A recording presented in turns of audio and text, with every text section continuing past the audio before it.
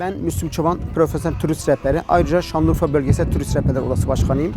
Şu anda yaklaşık olarak 12 bin yıl öncesinde yapılmış olan Göbeklitepe'deyiz. Tarihin sıfır noktasındayız. 1983-84 yıllarında tarla sahibi Şavak Yıldız amcanın bulduğu bir bereket tanrısı var.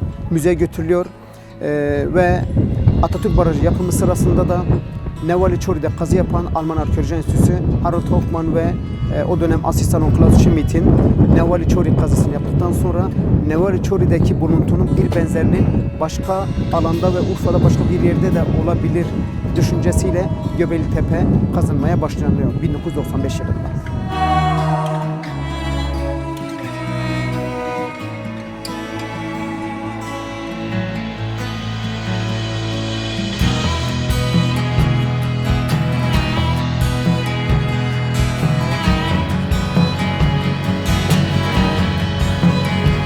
1963 yılında Chicago ve İstanbul Üniversitesi'nin arkeologları tarafından ilk bulunan yer.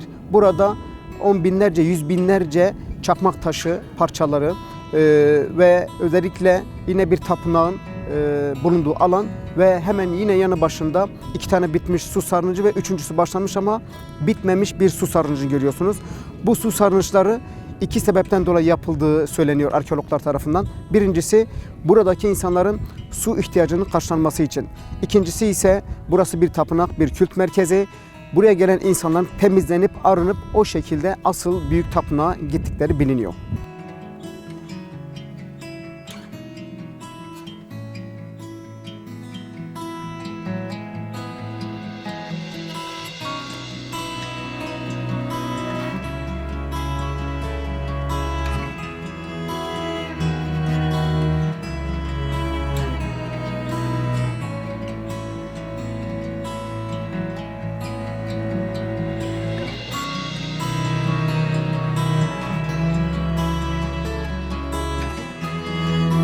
Göbeklitepe'yi önemli kılan unsurların başında daha doğada toplayıcı avcı toplulukların böyle devasa kült merkezleri, tapınak yapmaya iten fikir neydi acaba?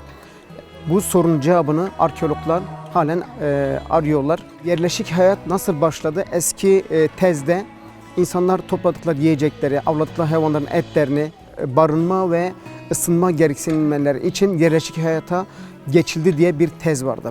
Göbeklitepe ile birlikte bu tam tersine döndü ve tarihin sıfır noktası denmesinin sebebi bu.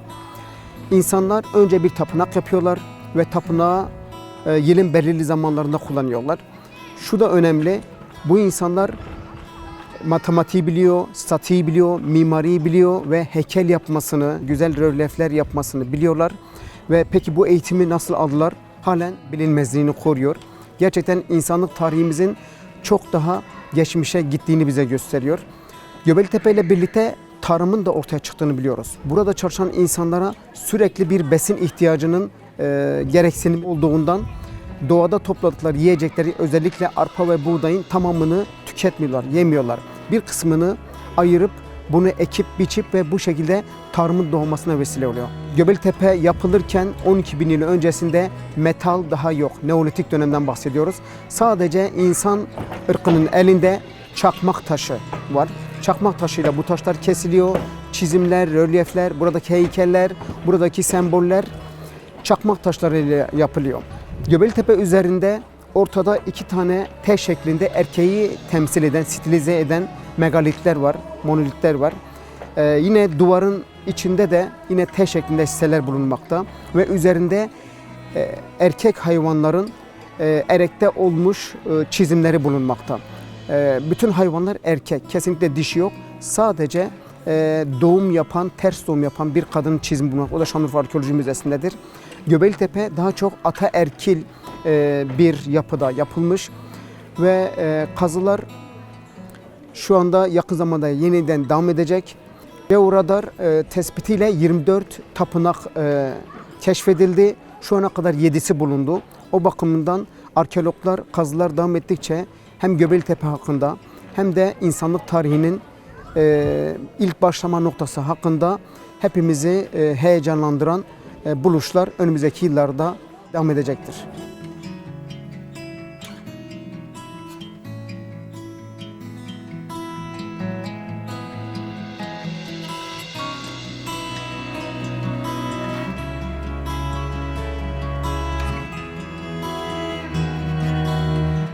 Göbeklitepe'yi yapan insanlar uzun bir müddet kullandıktan sonra sebebi bilinmeyen nedenlerden dolayı kendi elleriyle Göbeklitepe'yi kapatıyorlar.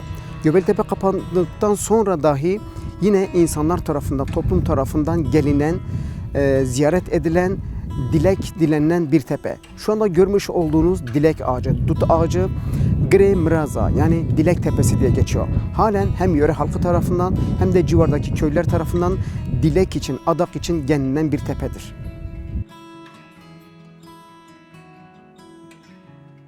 Tarihin sıfır noktası olan Göbeklitepe'yi yakından görmek ve daha fazla bilgi almak için Urfa'ya ulaşım çok rahat. Hem hava yolu hem de karayoluyla Şanlıurfa'ya gelebilirsiniz. Şanlıurfa merkeze geldiğinizde Şanlıurfa Büyükşehir Belediye'mizin 0 nolu hatlarıyla günde 3 defa buraya gelinebiliyor. Özel araçlarla yine seyahat ajantalarının turları gelebiliyorsunuz. Rehberlik için de Şanlıurfa Turist Rehberleri Odası'nı aradığınızda bütün turist rehberlerimiz sizlere hizmet etmek için bekliyor olacaktır.